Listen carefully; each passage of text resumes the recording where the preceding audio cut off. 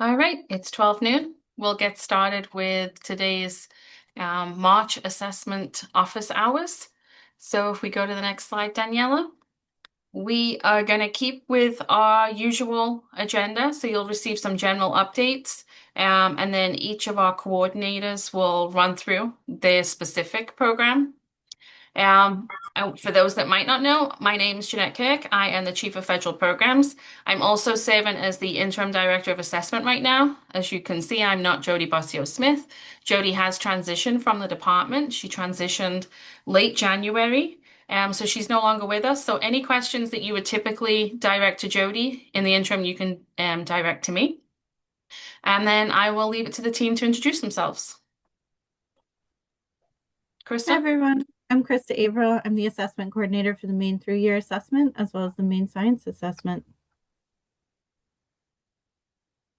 Hi, good afternoon. I am Michelle Gangelfinger. I am the alternate assessment and English language proficiency assessment coordinator here at Maine DOE. And I'm Regina Lewis. I'm the NAEP and International Assessment Coordinator. And behind the scenes, we have Daniela Crone driving our slides. She's our office specialist. And Leah Jarvis, who's our business analyst and helps you all with data. Thank you. So this is just a reminder of our assessment team mission and vision. We work to provide high quality technical assistance to you all and to schools around the state regarding the MEAs. So our primary goal is to make sure that we're a help and a support to you. So anything that we can do to obviously help with that, please don't hesitate to reach out and let us know. We included this in our monthly update that went out earlier this week, but we have selected SAUs for level 2 technical assistance, and they have been notified by email. So if you have received an email, expect another follow-up email from me this week, which will highlight the drop-in office hours that we're providing, and we've included the dates and times of those sessions that have been scheduled. And these are very informal, open office hours that anyone can pop in if you're identified for level 2, if you would like to ask questions or you just would like some support. The team will be there available at that time. No scheduled agenda, basic questions. And then as a reminder to support the completion of the assessment observation, we're also providing you a PDF version. So there's the Qualtrics version of the survey. There'll be an accompanying PDF version that will be available. And those links to those different observation forms will be provided within that email too. And they'll also be on our website. And then the general reminder that our assessment observations that you conduct locally should be submitted to the department by June 5th of this year. All right, I believe I am up now. So to start off, we'll talk about WIDA access and alternate access that is getting close to the end of that assessment window. It would have ended by now, but we did extend it a little bit. So it was extended until March 10th, 2026. So please make sure that if there are any students left to complete the WIDA access or WIDA alternate access, that those are scheduled to be done basically this week. We have until next Tuesday that the window closes. So all test materials also must be returned by next Tuesday because we extended the window. That date where the testing ends and the materials must be postmarked are the same this year. Normally you have a little bit of a window, but there's no window between the end of testing and when materials have to be returned this year due to that extension that we did.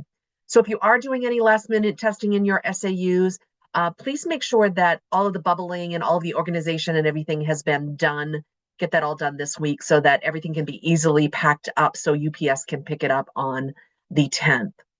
Make sure that March 10th that postmark is done. So that makes sure that validation and reporting schedule stay on track just by making sure that everything is sent back on time by that deadline next Tuesday.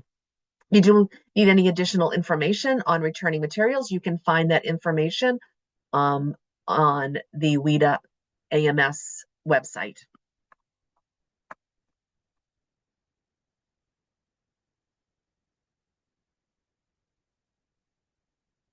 For those SAUs who still are working on completing that final bit of testing, TCs are able to monitor the completion of testing through the reporting services link on the WIDA DRC homepage. There's two different ways that can be done. The first method is to go to the test status page, and you'll see that on the next slide here. Once logged into WIDA DRC, you can navigate to the reporting services page by clicking on the My Applications button. And once there, you select the test status, and you'll find that under the operational dashboard menu. Complete the different fields for the specific schools that you wish to view, and you will be able to see the test status of the schools broken down by the individual schools that the students are attending. The second way that you can do this is through the student status. And that displays all students with an online registration, and it provides the test status for each registered student along with any other testing and relevant testing information. So you're going to be able to see the student status through that same process, only you're going to select student status instead of test status. So once you've logged into that part, then you can see all the different individual. And the way doing it that way is nice, because if you have a few students, you can quickly scroll down and see which students have been completed and which students have not been started or in progress. So as I shared just a moment ago, all of the secure materials must be sent back to DRC postmarked by March 10th. Some important steps to keep in mind as you are preparing materials for return are to verify that the information displayed on the test booklets is all correct. Confirm that all secure materials are accounted for, including materials that were ordered during the additional materials ordering window. If any materials are missing, if any SAUs have those missings, they will be expected to track them down and be returned. Everything is carefully inventoried when it's sent to you and when additional materials are sent. So we in return need to do that careful monitoring and making sure that everything gets back. So carefully monitoring everything that is sent back is really important, because if any questions do come up, you'll have that tracking system to be able to easily answer questions. So if there are any missing materials from either the initial shipment or the additional material orders, or there are materials that cannot be returned to DRC, if something was soiled, then it really shouldn't be returned. The district needs to complete the accountability form and list any discrepancies and the secure barcodes of the materials that are not being returned. And that form can be found in WIDA AMS by selecting Order and Manage Access Materials through that WIDA AMS webpage. WIDA offers every month, they offer different webinars that you can log into live. They also record the webinars. So this month there is a WIDA Access School Reports that is going to take place on March 10th at 2 p.m. that you could attend live. Also, there were a couple of recordings this past month in January that would be beneficial if someone wants to go, if your TAs or TCs want to go in and watch those. Last month, there was one on returning the WIDA test materials or monitoring the completion for test coordinators. And so they post those about a week after they've been done live. So either watch them live or you can go to the recordings and see them there. And now I'm going to turn it over to Dr. G, I believe. Yep, thank you very much. So we're on to the National Assessment, which is NAEP. And I do want to start off with a highlight that so far during my observations, those schools that have transitioned to the school device model for administering NAEP, things have been going very well in those schools. And I'm looking forward to the final transition, which should include our Apple devices. Okay. At the top of the slide, there are two links to the school coordinator guidance documents for the two different models of the NAEP administration. These resources are provided to assist with the completion of the activities that need to be done before the scheduled assessment date. This year, we are experiencing two main challenges to the NAEP administration, and surprisingly, neither of these is weather. The first is attendance. The NAEP field representatives are required to schedule a makeup session if the percentage of students that participate in the assessment is less than 90% of those scheduled to participate. The number of scheduled makeups is up a bit this year, and we're experiencing an increase in the number of refusals and exclusions as well. Every state has a participation expectation goal to meet the thresholds for public reporting. Meeting the 90% attendance goal or better will assist with meeting these goals across the state. One frequently misstep is the completion of the Add New Students activity. This is most important if you have less than 50 students enrolled in the selected grade for your school. Please verify that any new students have been added to the list in the NAEP or in the Add New Students section of the NAEP assessment management system. And if this could be done in advance of the scheduled assessment day, it expedites the administration of the assessment.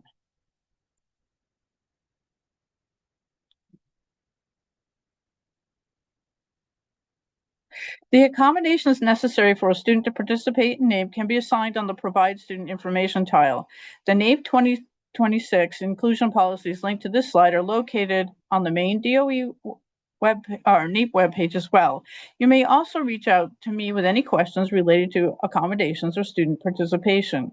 As a bit of additional context, the NAEP experience is not equivalent to that of the Maine Through Year. The reading assessment contains fewer passages.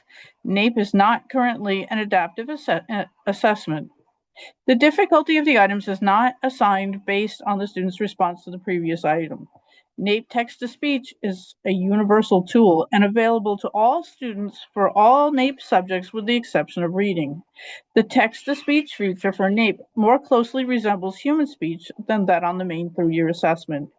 Some accommodations are not available for NAEP because they're not universally provided or allowed across the states.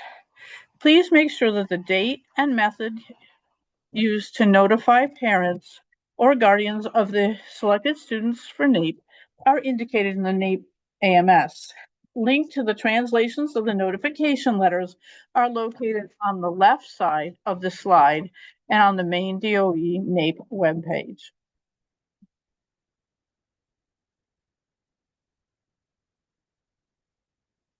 If a family is concerned about their students' participation, please share any of the related resources linked to the slide. These resources include a video of the assessment tutorials, released items provided through the NAEP questions tool, and a mini version of the NAEP student experience through Take NAEP Now and more. Curious members of a local school board may also be interested in these resources. Also provided on this slide are links to the frameworks for the NAEP 2026 assessments and links to the NAEP application download center. If you, the principal, or the designated school coordinator for NAEP have any questions or would like assistance with any of the above activities, please reach out.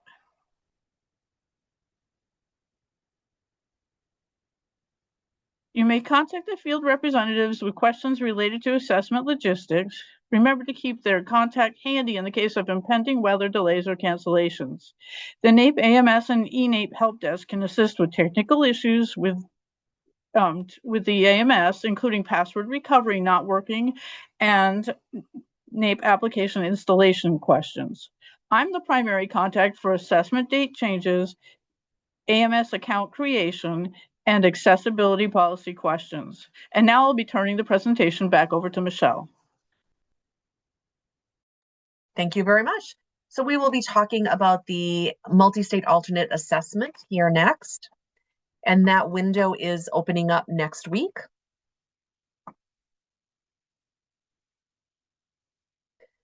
So as I said, the window opens next week, and that's when students are going to be able to begin testing. Right now, the platform has been open so that TAs and TCs can get added to the platform and that they can complete those training modules in order to be ready to start testing next week. So making sure that your TAs start testing with students right away is really important. That helps to ensure that they have ample time to complete all of the assessments for students. Please keep in mind that although the testing window will remain open through April 24th, TAs will want to make sure that they complete all testing prior to April break. When students return from April break, the testing window will be closed and any assessments that have not been completed will not be able to be finished. So making sure that they're all done before kids go on break. Students' reports will become available in July. TC should mark their calendars to ensure that the student reports are able to be printed during the reporting window. Once the reporting window closes on September 18th, those printed reports will no longer be available. So I highly make sure that this is done early during the process to make sure that those reports are all printed out, and so that we can meet guidelines and regulations as far as making sure that they are sent to parents and added to student files. So all TCs and TAs must complete the MSAA test administration training modules. The customized modules will help TAs and TCs prepare for administration tasks. These modules became available on February 17th, and they are customized for the specific responsibilities of TCs and TAs. And they refer to information found in the test administration manual, the directions for test administration, and the MSA user guides for test administrators. So all of that information is compiled into these training modules. TAs are required to pass the end of training quiz with at least 80% accuracy to assess the student's test, and to be able to get access to those directions for test administrators. And TCs do not need to pass the end of test quiz unless they are also going to be assessing students. So if TCs are going to assess students, they'll need to do the TA and pass that assessment as well. You'll see on here that there are 4 training modules listed. Those are the 4 training modules for the refresher course. And I have gone in and given people access to that refresher training course if they have successfully completed the training course in the last couple of years. And so they would be able to do those 4 as opposed to the 6, which is the full training. So if for some reason somebody feels as though they should have been given access to the refresher and don't have it, please let me know, but otherwise that should be all set. So there are a few important things that need to be done prior to the TAs beginning the assessments with the students. And the first one is the learner characteristics inventory. And this helps in providing some specific information on the students that are taking the assessment. It provides information on educational, communication, and linguistic characteristics of the student. So this will need to be completed, and TAs will click on the LCI tab on the individual students page to complete these questions. And each question gets one answer, and only one response is allowed. The next thing that must be done prior to starting this test is making sure that the accommodations before tab is completed. So all the accommodations documented in the student's IEP should be documented here. One important thing to keep in mind that if the student doesn't require any accommodations, just check that last box that you see that on there. And then you click save, and then that one's good. Finally, for those students that an observable response may be questionable, the student response check is helpful for that. The student response does need to be done for all students, but if we already know what a student's preferred mode of communication is, that can just be documented in there. If not, then the student response check can be administered to the students, and it's done through the use of a content neutral task, which the student is asked to demonstrate their preferred mode of communication. It is not a content area test at all. It's just 4 neutral questions to know whether or not the student is able to provide an answer that the test administrator is able to understand as communicative intent. The student may use as many or as few modes of communication as they're comfortable with and that they use on a daily basis. And so those student response check questions, they don't need to be correct. They're not scored at all. A couple of important documents to keep in mind. That's the directions for test administration. DTAs must print out or use those or download those DTAs. They must be used during administration. It is not okay for this TA to just read the questions from the screen. They have to use those DTAs. They are secure materials, so they do need to be kept in a secure location. And after testing is done, those DTAs need to be shredded. Any copies that were downloaded onto electronic devices, they must be deleted from all devices after testing is completed. And those DTAs, the direction, passages, items, and answers must be read exactly as written using a consistent rate of reading and tone of voice as appropriate. And it's important that the TAs review those documents in advance. Many of the test items do require cutouts. which are included in the download of the test materials. There may be manipulatives that they need, so making sure that the TA is prepared so that they have a smooth assessment. And again, that use of that DTA is required, and it's considered a test irregularity if the test administrator is not using that direction, the directions for test administration. If you do have any questions that come up during the assessment window, or even now, you can reach out to the MSS service desk. They are available to answer questions. They're starting to get a lot of questions from across the different partners, states that do the MSAA. So you can reach out to the questions around account permissions creation, the training modules, help logging in. You can reach out to me for policy related questions. If you have questions about students that are not showing up on the platform, whether they should be or shouldn't be, you can reach out to me. We do run a daily roster change file that will catch changes to the assessment roster. And so if you do make a change to the alternate assessment flag, wait a couple of days. And then if the student's still not showing up, then reach out to me and I can look to see what is going on, why the student's not showing up, and provide further guidance. That is it for the MSAA for right now. So Krista.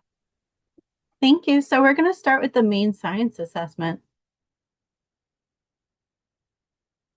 So first, some important dates. I want to note that on February 25th, several things happened. ADAM, which is the Assessment Delivery and Management Platform, opened to district and school coordinators. At the same time, high school student rosters became available, and test tickets will become available once high school students are added to classes or default proctor groups. And the accommodated paper-based request form became available for all grade levels. On March 24th, your grades 5 and 8 rosters will become available for creating classes and adding supports and accommodations. 1 week later, your grades 5 and 8 admin cards, which are the administration cards in ADAM, and test tickets will become available for the students that you've already added to a class. And then if you need additional proctor groups, for example, because you have a small group of students testing in an alternate setting, at that time you can create those groups. April 1st through 17th is the administration window for high school, and May 11th through 22nd is the administration window for grades 5 and 8. So technology coordinators have two primary tasks in preparing for the administration of the Maine Science Assessment. The first one is to download the TestNav lockdown browser onto student devices, and then, if necessary, remove the old ADAM lockdown browser. We are making a transition this spring from accessing ADAM as a standalone app to accessing ADAM from within the TestNav lockdown browser. This change was made to ensure that some SAUs wouldn't have to implement workarounds with some changes in Pearson support for ADAM. We are releasing several new training videos this administration. So within these slides, you'll see links to resources, including training videos, resource articles, and manuals and guides. Assessment coordinators should start by reviewing the preparation checklist, participation requirements, and scheduling information within the assessment coordinator manual, and then make sure that they've established access to the ADAM platform and create others' accounts as needed. District assessment coordinators already have accounts created in ADAM by Maine DOE. Accounts from last school year have been retained, except for users that we have found have duplicate accounts or users at some of the reorganized schools and school administrative units. And the assessment coordinator needs to also determine the local administration schedule.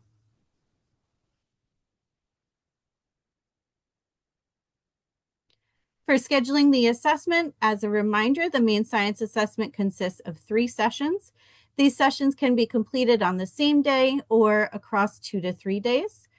If you look at the screen here, you'll see the session order and time allowances, which are slightly different for grades 5 and 8 than for high school. I want to remind you that each session auto-submits at 11:59 p.m. on the day it is started. That means that all students, when they start a session, need to finish it by the end of the school day.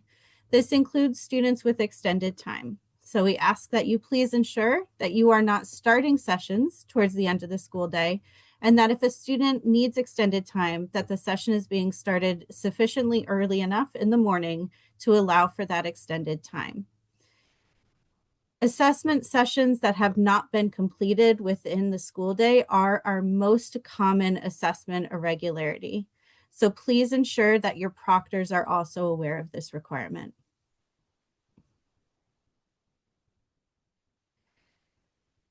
Assessment coordinators also need to ensure that classes or default proctor groups have been created, that student supports and accommodations have been added, and then when they become available, confirm the administration cards and print test tickets in ADAM. There's a complete list of assessment coordinator tasks found on pages 6 and 7 of the assessment coordinator manual. I do want to note quickly for clarification that these are optional training videos. So there is a required training video for proctors, and the Maine Educational Assessment Security and Data Privacy Agreement remains the same for that required proctor training video, which we'll look at in just a moment. These other training videos here, or our training modules, are optional, and you can choose to use those or the resource articles or guides. So proctors do have a required training video. That is the Maine Science Assessment proctor training video. It is similar to the Maine Through Year Assessment proctor training video and about the same length.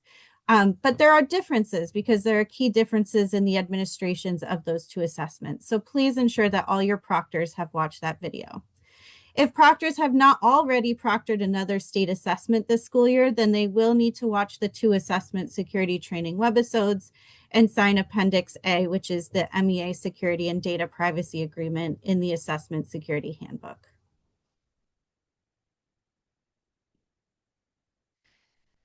I want to remind you about Maine's text-to-speech policy. So for the Maine Science and the Maine Through Year Assessments, text-to-speech is a designated support. All students who have text-to-speech or read-aloud accommodations in an IEP, a 504 plan, or an individual language acquisition plan must be assigned text-to-speech for the online assessments. For other students, utilization of designated supports like text-to-speech is determined on an individual basis by at least 2 education professionals familiar with the student's performance, and supports must be consistent with the student's regular classroom instruction and assessment practices. We understand, however, that there are cases in which students are provided access to read aloud as part of their normal routine instead of text-to-speech. As a result, text-to-speech is an approved designated support for students who are offered the opportunity to access text-to-speech and or read aloud as part of their normal routine.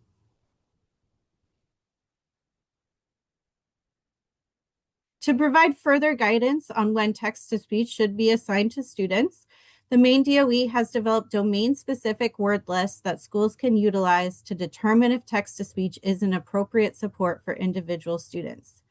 Text-to-speech should be assigned if a student struggles to decode 2 or more words from their grade level list or any previous grade level list.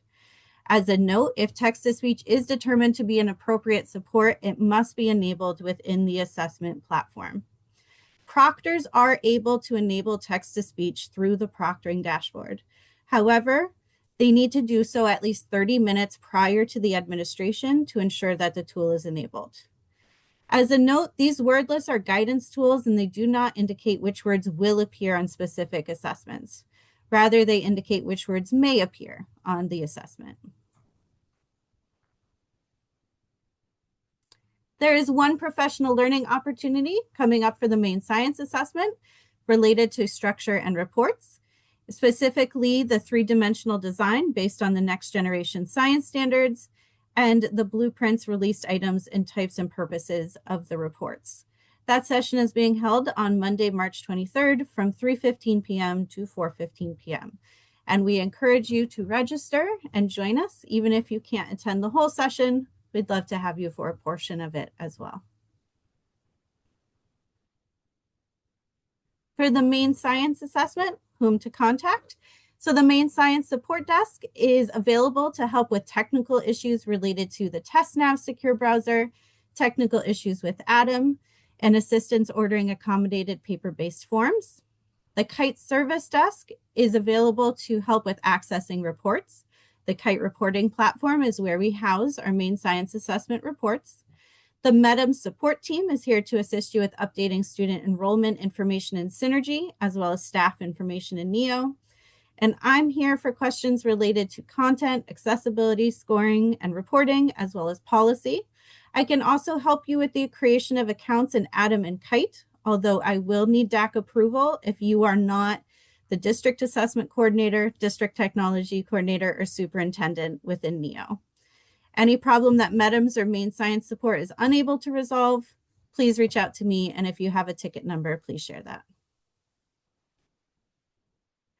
And the last assessment of our school year is the Maine Through Year Assessment in Reading and Math.